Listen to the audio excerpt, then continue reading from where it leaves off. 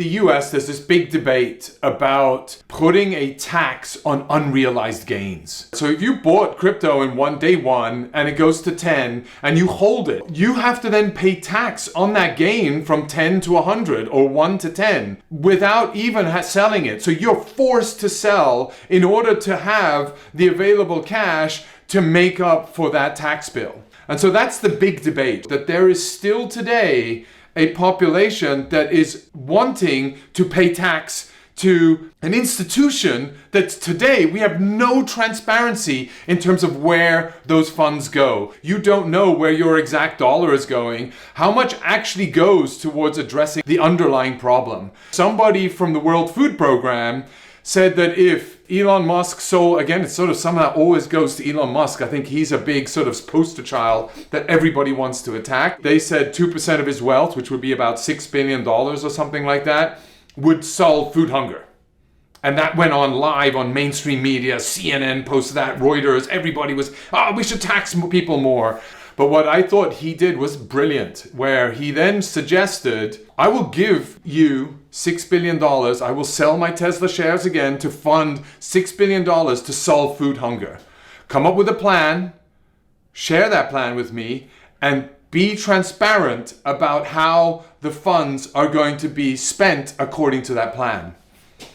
I'm pretty sure nobody's going to ask about it. So I did a couple of posts around that. I thought it was brilliant.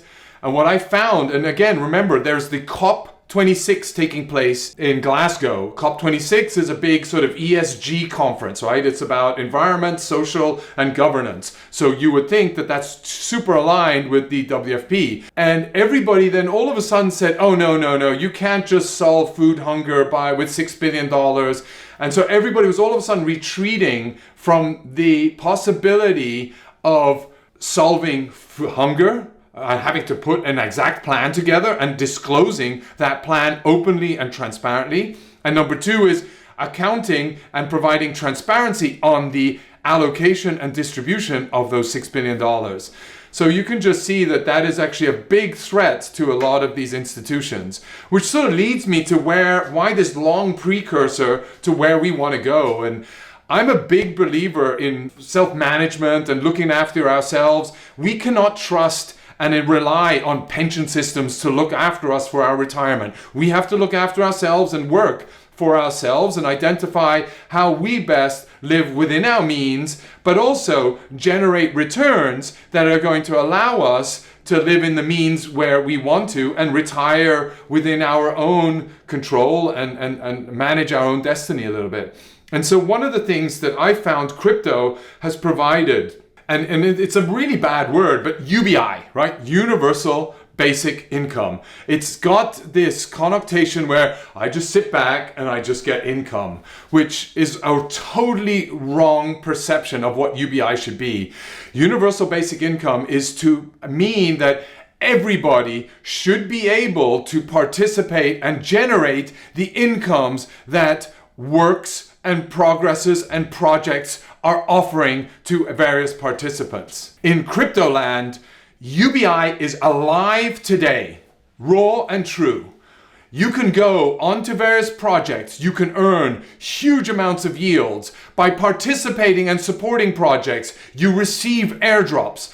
By allocating your funds towards specific projects, you get huge yields, slower yields. By protecting the planet, in projects like KlimaDAO, you can earn 30% APY on your funds in return for carbon credits. Olympus DAO, you're earning up to 60,000% APY.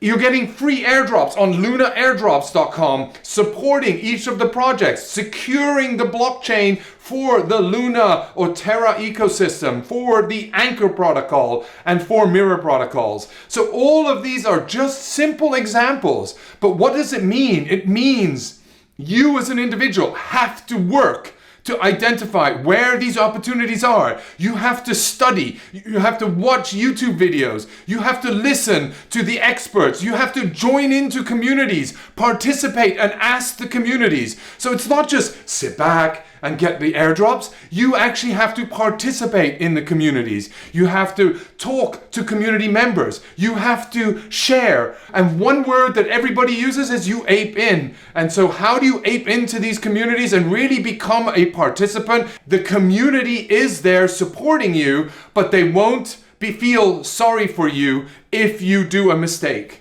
because they were there to help you, and they will warn you from scammers. And you as an individual need to take action on your own party to look after yourself and identify where those rewards are and be able to participate in them. And that is what the power of UBI in crypto means. I don't know how to change that word, but there is UBI live active today in crypto land. So ape in.